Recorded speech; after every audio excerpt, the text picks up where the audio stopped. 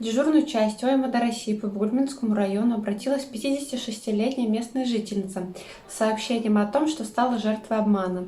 Полицейские выяснили, что заявительница в социальной сети интернет увидела рекламу о том, что крупная компания будет делиться доходами с населением.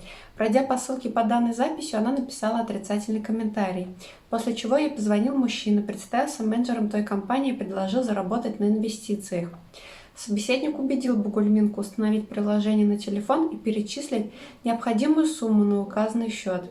Женщина выполнила все инструкции и перечислила на счета злоумышленников 630 тысяч рублей, 500 из которых были взяты в кредит.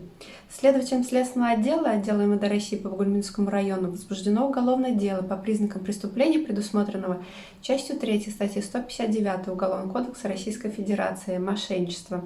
Согласно санкциям данной статьи, максимальное наказание составляет 6 лет лишения свободы. А что у вас там по другим картам? Сколько у вас на других, может быть, картах можно собрать? И вот, то есть он уже практически чуть ли не в кошелек мне лезет.